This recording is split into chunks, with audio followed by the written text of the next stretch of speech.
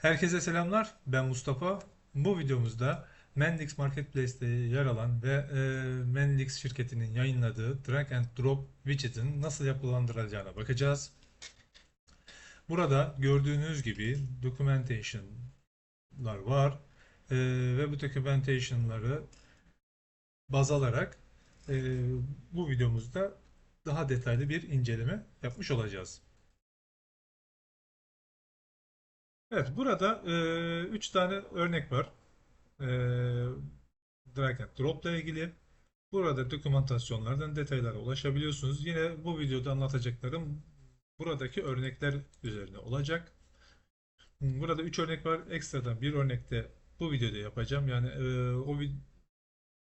o dördüncü örneği yaparken bunu kendi uygulamanızda nasıl kullanırsınız, nasıl konfigüre edersiniz bunun üzerine durmuş olacağız.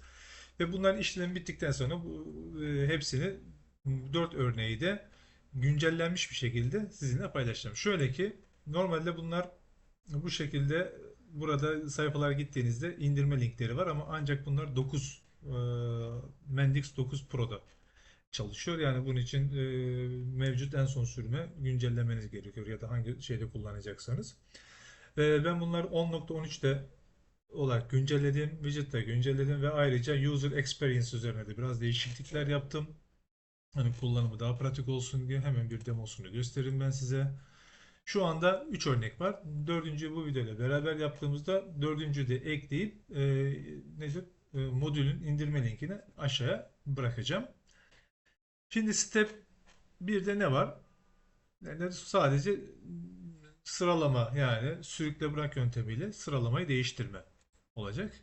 Hemen şuradan başlayalım. Sort data bir diyeyim. Sort data 2. Şimdi normal verileri giriyorum. Sort data 3. Şimdi bunlar örnek verilerim. Evet. Burası data grid görünümü. Normal girdiğim verilerin data grid görünümü. Burası da drag and drop görünümü. Şimdi şuradan bakın ya, bu değişiklere bakın. Evet, gördüğünüz gibi burada sıralamalar hemen değişiyor. Burada da değişiyor. Bu birinci örnek. İkinci örnek daha advanced seviyesi, daha flexible, hani böyle daha esnek. Hemen buradan new parent diyorum ve işte Jira'daki metodu uygulayalım burada. To do diyelim. Ondan sonra ne diyelim? Progressing diyelim. Buna ne diyelim? Testing diyelim buna da. Buna da done diyelim. Evet. Gördüğünüz gibi evet, burası yine data grid görünümü. Bu kısımda bu şekilde oluştu. Bunları bu şekil sağa sola istediğimiz gibi kaydırabiliyoruz. Şimdi şunu şöyle alayım. Şöyle, evet, done to do'yu başa alalım. Evet. Şimdi buradan bunlara bu şekilde alt başlıklar ekleyebiliyoruz. Mesela şimdi buna ne diyeyim? Story 1,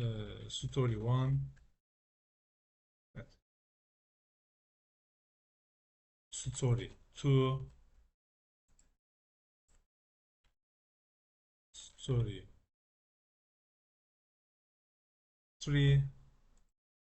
Şimdi 3 tane veri girdim. Evet, bunları da bu şekilde sürükle bırakla istediğimiz gibi yönetebiliyoruz.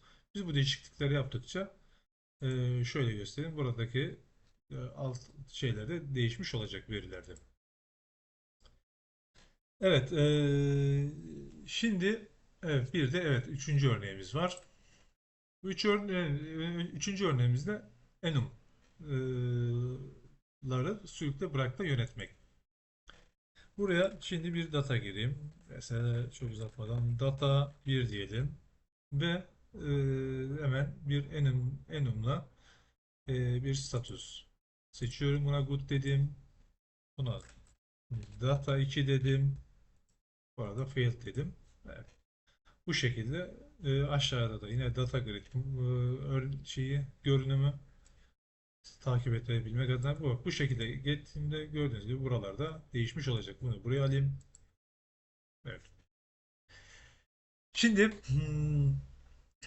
e, Mendix Pro üzerinde dördüncü örneği de şu şekilde yapacağız. Enum şu anda iki tane.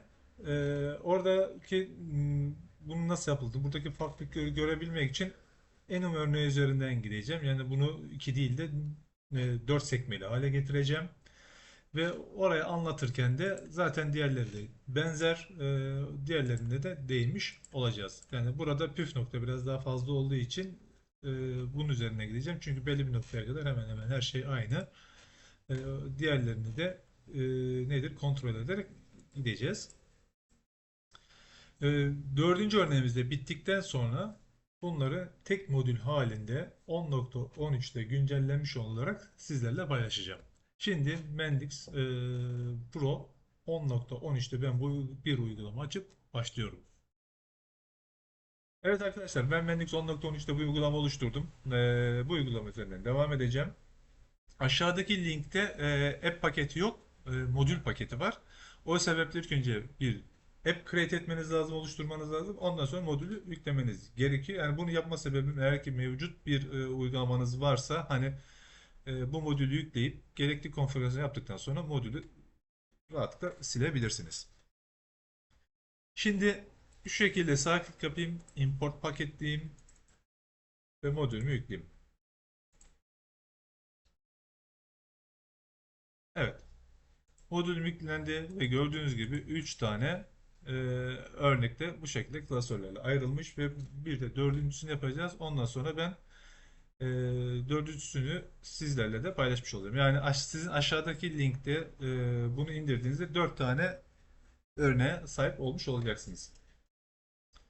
Şimdi öncesinde bir domain modele bir bakalım. Şimdi burada evet bunların nasıl oluştuğunu da ayrıca bir göstereceğim. Yani bunlar olmazsa olmaz. Zaten bu widget tarafından yani Mendex'in dokümantasyonlardan gelen veri nedir bilgilerden direkt elde edilmiş yapılar. Şimdi farz edelim ki sizin böyle bir entity'niz var ve birçok attribute'ünüz var. Burada şöyle sort value olmazsa olmaz. Yani sort value integer kesinlikle yok. Bunu drag and drop için özel olarak bir tane eklemeniz gerekiyor. Bir de unique değere ihtiyacımız var. Yani benzersiz değer. Her birinizde, her objekte bir benzersiz bir değere ihtiyacınız var. Eğer ki mevcut projenizde ya da bu arada böyle bir unique değeri elde ettiğiniz bir attribute varsa direkt onu kullanabilirsiniz. Hiçbir şey yapmanıza gerek yok. Eğer ki yoksa benim gibi bir tane oluşturabilirsiniz. Ben şöyle bir metotla oluşturdum. Yani siz daha farklı seçenekler seçebilirsiniz. Bunu bir tane auto number oluşturdum. Evet bir de şunu söyleyeyim. Unique değerin kesinlikle string olması gerekiyor. Bunu da belirteyim.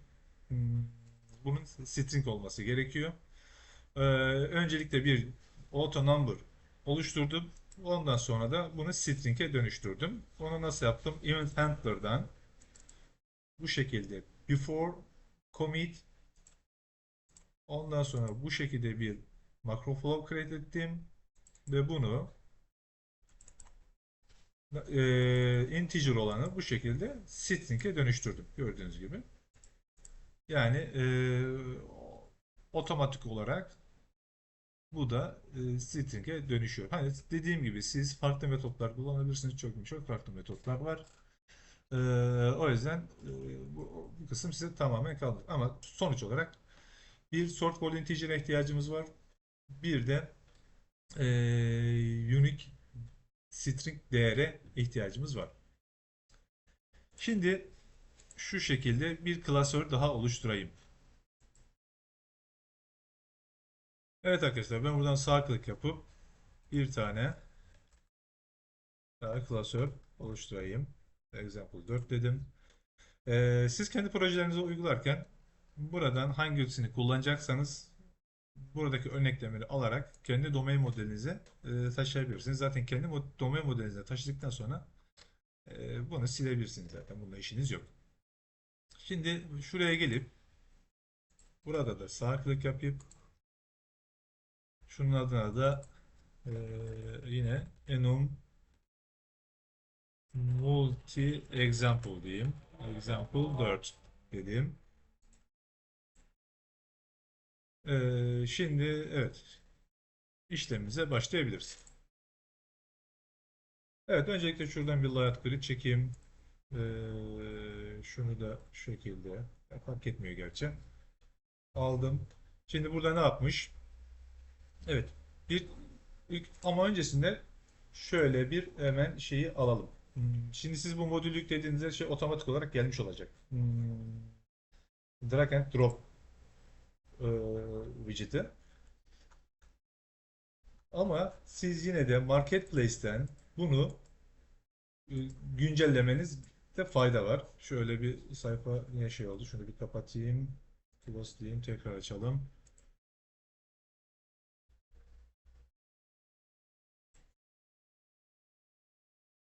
Evet. Buradan drag and tekrar çünkü bunlar kendini güncelleyebiliyor. Şu anda ben Mendix 10.13'te yaptım. Ama widgetler de ayrıca kendini güncelliyor. Ben şu anda benimki güncel olacak ama siz e, bunu kurduğunuzda bunu da download edip tekrar kurmanıza fayda var. Bunu yaptıktan sonra zaten şu aşağıda hemen drag and drop'u şuraya çekelim. Evet, gördüğünüz gibi birçok hata göreceksiniz. Buraya tıklıyorum. Burada bizden ne istiyor? Gördüğünüz gibi bir JSON attribute'ü talep ediyor. Hemen evet, gördüğünüz gibi şurada. Bunu nasıl yapacağız? Zaten şöyle bir JSON object oluşturmamız gerekiyor veya da bunu alıp direkt kendi domaininize kopyalayıp devam edebilirsiniz zaten. Buraya geliyorum tekrar. Buradan data view çekiyorum. Data view'den macroflow'dan şurada DC JSON object'i kullanıyorum. Bu ne yapmış? Direkt girdiğinizde object'i create etmiş. Evet, şu şekilde kaldırayım. Şundan şöyle işim yok. Evet. Bunu da buraya bu şekilde yerleştiriyorum. Sonra yine tekrar tıklayıp buradan JSON Action Mapping'i seçiyorum. Burada JSON aktivitesi widget kendisi senkronize ediyor. Onu bilginiz olsun. Bunu MacroFlow içerisinde de göreceğiz zaten. Şimdi burada da bir hata var. Şuraya da hemen bir kaldıralım. Buradaki hatayı. Şuraya eğer ki herhangi bir veri yoksa burada istediğiniz mesajı bırakıyorsunuz. No data dedim ben. Burası da tamam. Ee, Tekrar buradan devam edelim. Şimdi action. Action kısmı burası önemli. Şu şekilde. Burası new parent, bir de same parent var. Hani orada bloklar halinde oluyordu. Mesela burası bir blok içerisindeki aşağı yukarı oynama, yani sıralama yapıyorduk ya. Buradaki verileri değiştirmek için, yani genelde sortla aşağı yukarı oynaması için. Bu da bloklar arası geçiş. Örnek veriyorum. 3 tane blok oluşturduğunuz o bloklar arasında geçişleri sağlarken de buradaki makro flow çalışmış olacak.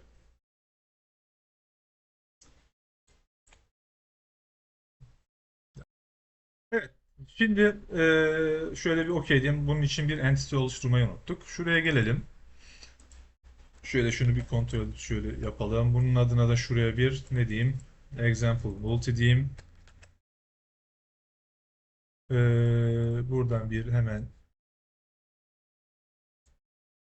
ent oluşturayım. Buraya da stories diyeyim. Hani storyler örneği. İşte neyi kullanacağım? To do progress nedir? Testing done. E, Şeyini kullanacağım. Storiesini. Buna title diyeyim. Title. Çok şu an için örnek veriler gireceğim. Tamam. Burada ne ihtiyacım vardı bir de şu şekilde bir unique ID'ye ihtiyacım var. Bunu dediğim gibi siz istediğiniz şekilde oluşturabilirsiniz. Eğer ki mevcut projenizde zaten varsa çok gerekli. Bir de nedir? Sort, value, integer. Ondan sonra nedir? ID string'i oluşturmam gerekiyor. Yani bana string'ler lazım. Şimdi bunlar tamam. Hemen şuraya bir event handler oluşturayım. Before commit yes. Hemen şu klasöre new diyeyim. Adına da before commit e, bu ID nedir? String yapayım şunu. Şöyle buraya gelelim. Şu açalım. Evet, buradan da yine şu şekilde klasörleri de ayıralım. Paylaştığımda siz de rahat kullanırsınız diye. ID hemen bunu da şuraya taşıyalım. Buraya gelip change object bir türlü alışamadım şunu kullanmaya. Change object buradan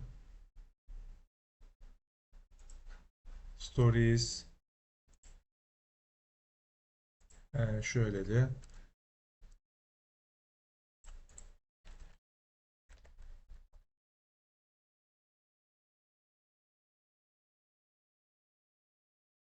string bir entity olmuş. Bunu şeyini değiştirelim. Evet. Evet. Buradan da integer'ı seçip yapalım. Evet. Bu şekilde oldu. Domain modele gelin.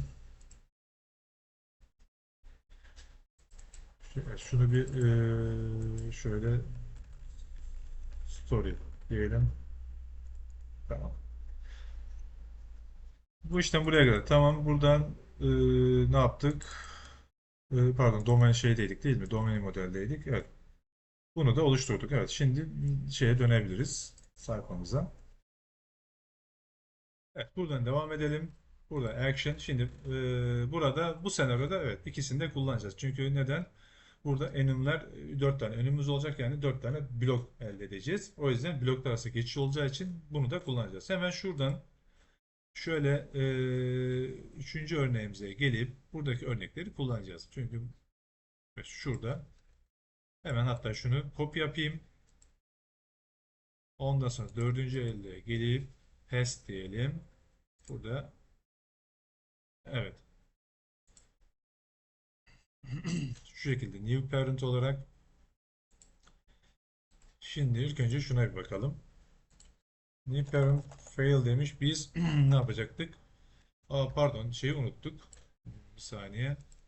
Buradan evet stories'e status eklemeyi unuttuk. Çünkü en üzerine yapacaktık. Status diyelim, buraya hemen şu şekilde dördüncü bir status ekleyelim. New diyelim. Adına da status şöyle Jira diyelim. Okey. Şuradan to şuradan progress sync, buradan testing diyeyim. Bu da done. Evet. Bunlar da tamam. Evet, şuradan da varsayılan olarak hatta to do ile açılış yapsın. Okey dedik. Şimdi evet şurada new parent şuna gelip hemen isim değişikliğini yapalım. Ne diyor? Bu to do olan olacak. Çünkü bunları her biri için ayrı ayrı bir makroflow oluşturmak gerekiyor. Bu dediğim gibi en zor kısmı. Aslında en pratik olan ikincidir. Onda da zaten sadece bu örnekteki e, şeyleri sadece nedir? Entity'leri değiştirmek. Yani retrieve olanları değiştirmek. Gerisi zaten otomatik olarak çalışacaktır. To do şu şekilde ekledim. Hemen ilk önce şu to do'ya bir bakalım. Şimdi burada buralara hiç dokunmuyoruz. Bunlar Aynı şekilde devam ediyor. Şurada bir import JSON yapısı var. Şurada hemen bunu göstereyim. Neredeydi? Evet, şurada.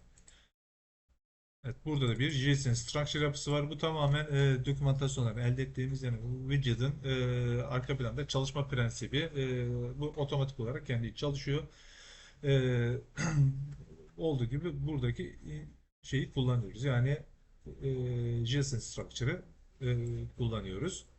Burada da şu şekilde zaten hemen gördüğünüz gibi ilk önce bir JSON structure oluşturuyor. Ondan sonra bizim değiştirmemiz gereken noktalar, hani şimdi makroform çok detayına girmeyeceğim. Aslında çok fazla bir şey yok. Burada ilk etapta bir JSON structure oluşuyor. Sonra kendi datalarınızı alıp devam ediyorsunuz. Ondan sonra yaptığı işlem tamamen sort valülerin değiştirilmesiyle ilgili. Tamamen sort valülerin change olmasıyla ilgili. Başka hiçbir şey yok. Ama bizim burada dikkat etmemiz gereken doğru şeyleri bulabilmek. Hemen şuradan bakalım.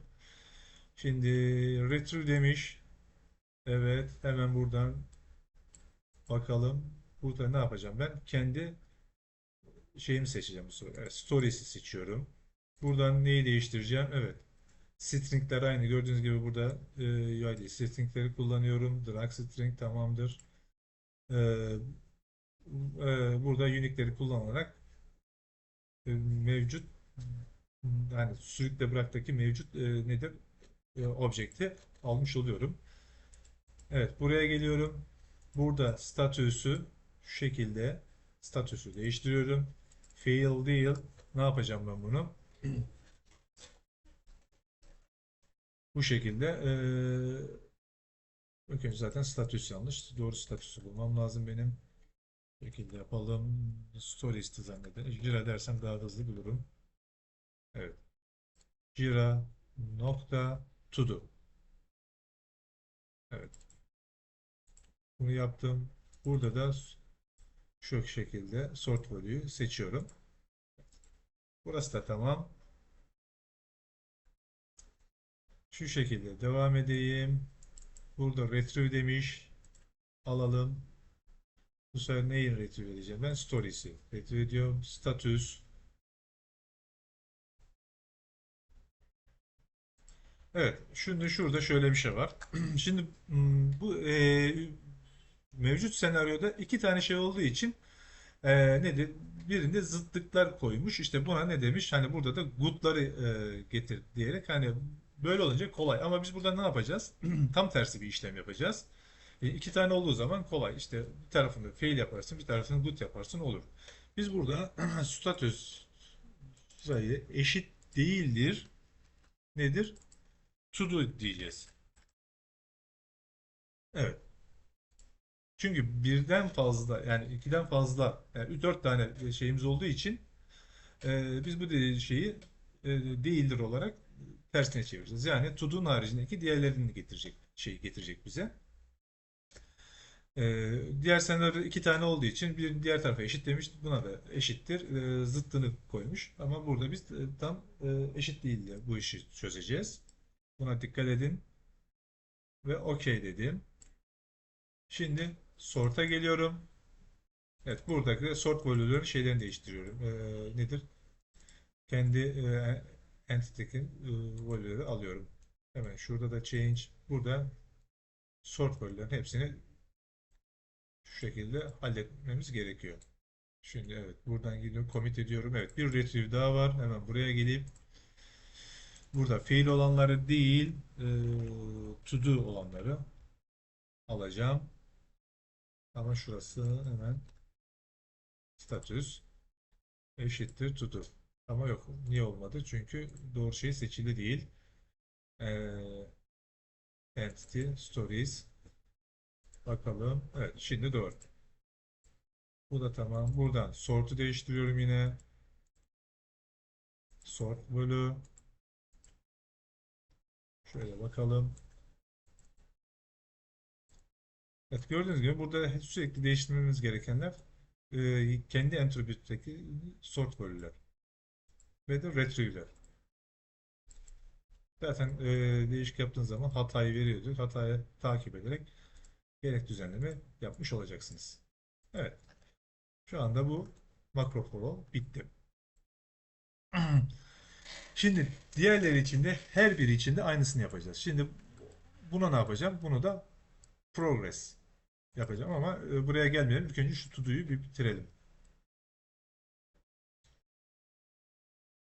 Ee, neredeydi? Evet. Şimdi şuna şöyle 4 tane şeyimiz vardı. Hatta şu şekilde şuna 4 tane 1, 2, 3 evet olup bunu evet bu to do olan. Buradan devam edelim. Evet bunu macro flow deyip buradan dördüncü örnekten new parent deyip to do'yu alalım. Şimdi bir de nedir? Buna same parent. Aynı parent olunca hemen buradan ne yapıyoruz? Bu sefer de buradaki same child alıp kopyalayıp ne yapalım? Buraya yapıştıralım. Buradan da yine bu fail olanı rename yapıp ben de dersem öyleydi. İlki burası fail'di. Evet. Şuradan fail alıp bunu da to do yapacağım. To do. Tamamdır.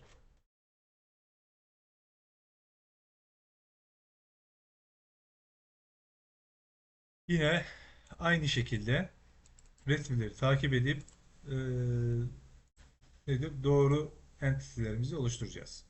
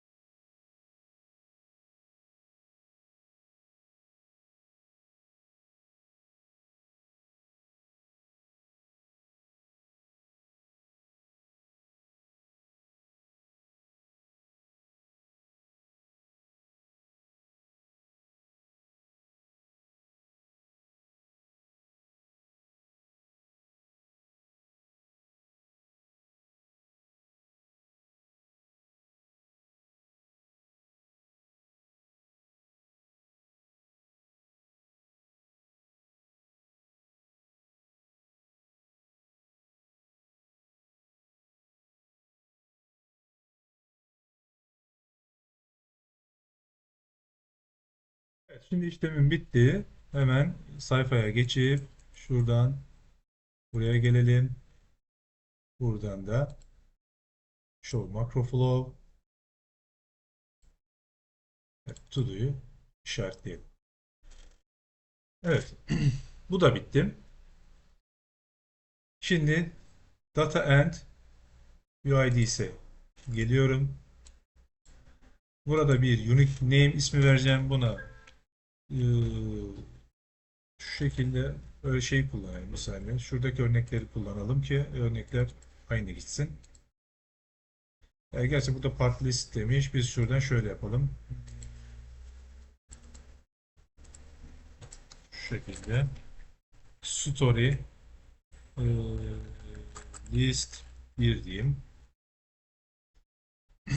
Evet burası evet burada şuna dikkat edin. Is parent container. Şimdi bu burada evet yes olacak ama şurada ikinci örnekte bakın ikinci örnekte pardon ikinci örnek şurada. Burada gördüğünüz gibi burası yes ama şu altındaki no olacak. Bakın evet. Çünkü buradaki parent bu child olduğu için buna no diyeceksiniz. Bu parent değil. Burada Advanced'de bu nüansa dikkat etmeniz gerekiyor. Şimdi burada nedir? Yes olarak devam ediyoruz. Evet, şimdi buradan datamızı belirleyelim. Buradan neyi seçeceğiz? Stories'i seçeceğiz. Şimdi burada normal data gridlerdeki normal klasik XPath yöntemlerini kullanacağız. Şu şekilde ne yapacağız? Hemen status eşittir bana. Burada neyi göreceğim ben? To do olanlarını göreceğim ben. Evet, şurada şöyle düzeltelim. Tamam dedim. Şurada tamam dedim. Şurada da sort onu da işaretlememiz gerekiyor. Burada da sort value integer'ı kullanacağız. Evet. Şimdi birazdan burayı da kullanacağım. Diğerlerini oluşturduktan sonra. Şuraya yine bir unique değer atamam gerekiyor. Şöyle buna da e, to do diyelim. Buraya da unique interaction diyor. Buradan da evet UID string'i seçiyoruz. Çünkü burası artık nedir? Buna göre döngüyü sağlayacak. Yani o yüzden UID string bu yüzden önemli. Evet. Burası tamam. Daha sonra diğerlerini oluşturduktan sonra şuraları işleyeceğiz. Burada evet şuradan bir hemen title'ı seçelim. Bakın öyle olması lazım. Yanlış hatırlamıyorsam. Evet tabii şuradan şu şekilde seçmişim. Şimdi burası tamam. Ama şuraya bir değer gelmesi lazım. Şuradan şöyle bir text seçeyim. Şuradan da title'ı burada listemde göreyim ben. Bir. Tamamdır. Evet. Şimdi to'm bu şekilde bitmiş oldu.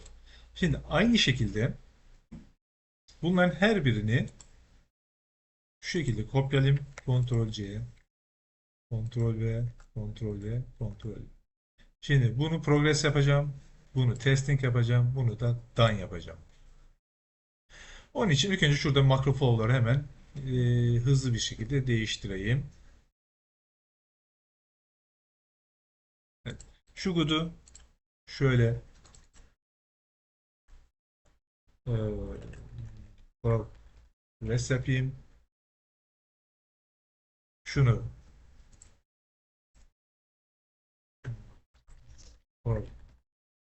progress yapalım.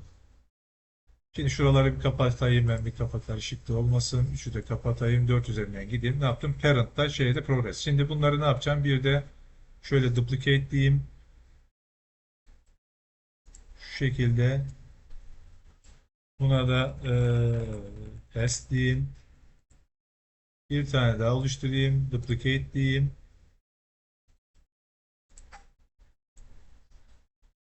Ne yapalım? Bu da done olsun. Şimdi aynı şekilde burada da diğerlerini çoğaltarak duplicate. Evet. Progress. Şu test. Test. Şurada done. Evet, bunların makrofon içlerinde buna göre hepsinin içini az önce yaptığımız gibi değiştiriyoruz. Ondan sonra değiştirdikten sonra tekrar devam edelim. Yani video çok uzun olmasın diye ben bunları değiştirip video kaldığım yerden devam edeceğim. Az önce ilk yaptığımız gibi hepsini tek tek burada değiştirmemiz gerekiyor. Evet, ben şimdi buradaki tüm şeyleri bu şekilde tamamladım. Zaten sadece retro'ları değiştirip her birine şeyini değiştirdim. Enum değerlerini. Hemen şuradan buraya gelip şimdi bu zaten to do'ydu yapmıştık. Bunu progress yapacağız. Şuradan action deyip buradan to do yerine progress seçiyoruz. Bunda da chart'taki progress'i seçiyoruz. Buraya gelelim. Buna data list 2 diyelim. Dosyanın şuraya da hemen bunu da unique değer olması lazım. Buna da progress diyelim. Evet, string zaten burası aynı. Burada herhangi bir değişiklik yok. Bunda da yok. Buralar aynı. OK dedim. Buraya geldim. Burada da aynen. Burası neydi? Testing'ti. Burada da testi seçiyorum. Burada da testi seçtim. Buraya geldim. Bu bir, öbür 2'ydi. Buna 3 diyorum. Buna da ne yaptım? Test dedim. Test dedim. Şu şekilde. En sonunda done. Buraya geldim. Buraya ne ismini verdim? Done. Buna done. Buraya geldim. 3, bu da 4. 4 dedim. Burada da şöyle done dedim. Bu da tamam. Evet. Şurada şunları unuttuk. Hemen şuraya geliyorum. Dataya. Datada bu neydi? Yok, burası değil. Şurası. Bu to do değil. Burası progressing.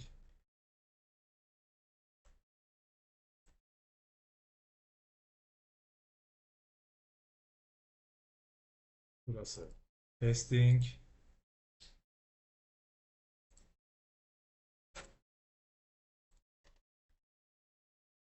Normalde enum yaparken çok fazla konfigürasyonlara dikkat etmek gerekiyor maalesef.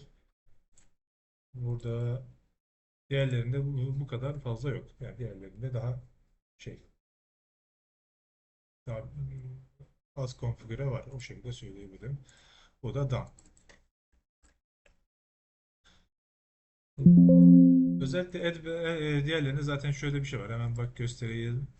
Buradan değil, pardon, hemen şuradan. Sort'ta zaten bir tane var. Advanced'de de bir tane var.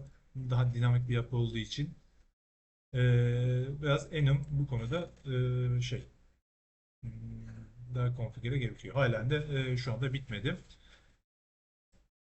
Evet, şimdi şeye bakalım. Burası data 3, şuralar önemli geliyor diye. Bir de evet, storage is 4. Evet, 3, 2, 1. Şimdi bunlara gelip şu şekilde şunu kopyalıyorum. Şuraya her birini, şuna 2. Diğerlerini buraya ekliyorum. 3, bu da 4. Evet, aralarında geçiş sağlayacağımız için bunları da diğer unique değerleri de belirtmemiz gerekiyor. Yani diğer konteynerlerin, drag and drop konteynerlerini. Şimdi aynısı için buraya geliyorum. Bu sefer ne yapıyorum? 2 hariç diğerlerini yazıyorum.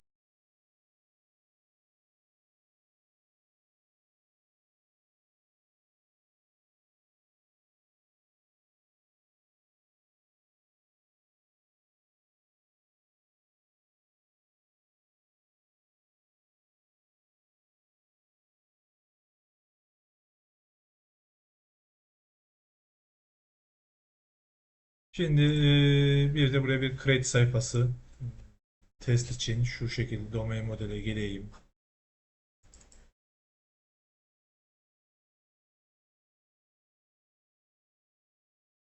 Şuradaki overview'u alayım.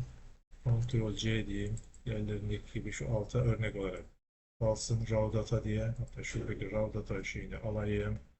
Buraya ekleyeyim. Diye olmadı. Kopyala.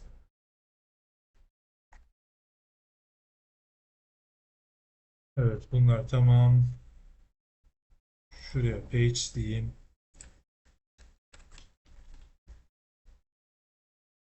Bu page'i alıp example 4'ün altına atalım.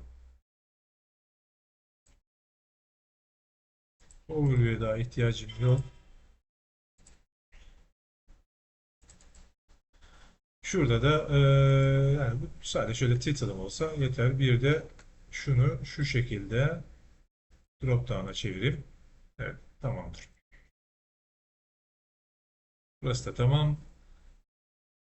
Tekrar buraya gelip şunu da buradan alayım. Evet, şuraya ekleyelim. Şimdi bunu bir test edebiliriz. Buradan navigation'a gelelim. İlla ki bir yerlerde hata olacaktır ama varsa da kontrol ederiz. Nedir? Şöyle examples diyeyim buna ben. Şuradan da show page deyip Evet. Şimdi burada siz elbette ki bunların hepsini kendi şeyinize uygulayacağınız için e, daha kolay olacaktır. En azından burada şunları ve şu kısımları da taşımayı asla unutmayın. Genelde bu unutulabiliyor. Zaten hata alacaksınız. Hata aldığınız için de hepsini düzeltmiş olursunuz zaten. Orada problem olmaz. Evet. Şunu da şu şekilde şey yapalım ve bir run yapıp test edelim.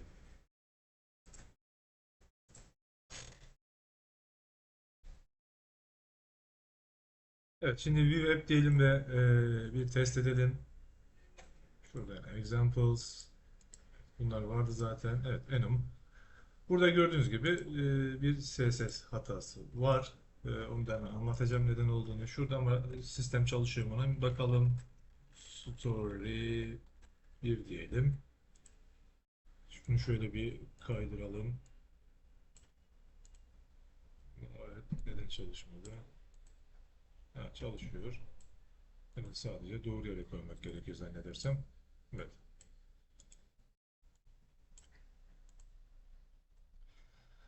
Evet, bir tane daha oluşturayım. Hmm, to şu şekilde. Evet. Şöyle yer değiştirmede zannedersem çalışıyor. Evet, bu da çalışıyor. Şimdi şurayı bir dizayna hemen bakalım nasıl olduğuna. Şöyle bir buraya geleceğim yine. Buradan Navigation App. Bakın şurada mesela Example 1'e gelip burada şöyle bir class adı vardır. Buradan şöyle geliyorum. Show App Direct in Explorer diyorum. Ve buradan Term Search'e geçiyorum. Buradan da şuradan domain modelime geçiyorum.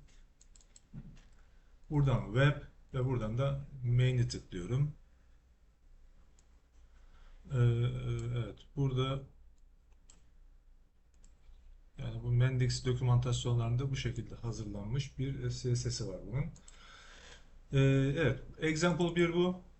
Evet, hatta şurada example 2 için şu eklenmemiş. Onu ekleyelim. Şöyle geçeyim. Neredeydi o? Evet, example 2'de bunda example bir ekli. Eğer yanlışlık olmuş. Şunu şöyle değiştirelim, faktör yapalım. Enum'da şu şekilde part enum yazar. Burada da şimdilik bu yazıyor ama design şey olma sebebi, hatalı olma sebebi buradan kaynaklı. Mesela gördüğünüz gibi Parts Enum'da liste isimleri bu şekilde. Yani bizde sort list bir demiştik. Burada varsayılan olarak diğerleri var. Bunu şöyle alayım. Zaten Ctrl C diyeyim. Şuraya Ctrl V diyeyim. Parts şöyle yapalım şuna. İsim değişelim. Parts multi diyelim. Şöyle.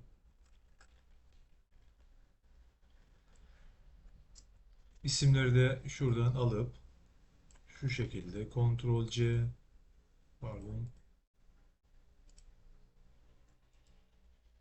şöyle yapalım.